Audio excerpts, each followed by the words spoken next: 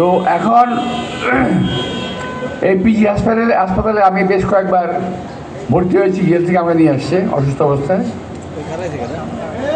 তো আমারই মতো বাংলাদেশে বহু আপনি কি করলেন এটা নাগরিক, আমারই মতো বাংলাদেশের বহু নেতা কর্মী জেল খেলেছে এবং জেলখানায় তারা অনেকে মারাও গেছে।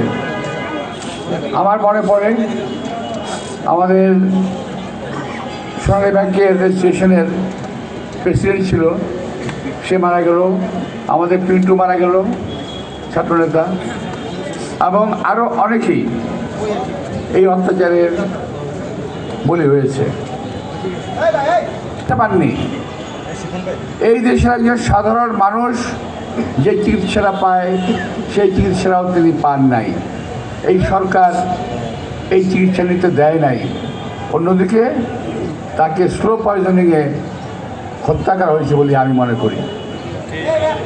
প্রিয় ভাইয়েরা, এই কথাগুলো বললাম যে অনেক ত্যাগ, অনেক তিতিক্ষার মধ্যে, অনেক ত্যাগের মধ্য দিয়ে আমরা আজকে আমাদের ভোটের অধিকারটা অর্জন করেছি। যাকে খুশি তাকে ভোট দেবেন, নিজের পছন্দ মতো লোককে ভোট দেবেন, কিন্তু ভোট দিতে যাবেন দয়া করে। অধিকারটা প্রয়োগ করতে যাবেন, ডাক্তার হোক, নার্স হোক, রাজনীতিবিদ হোক, কুলি হোক, মজুর হোক, যেই হোক, এই ভোটের অধিকার প্রয়োগের দায়িত্ব তার রয়েছে।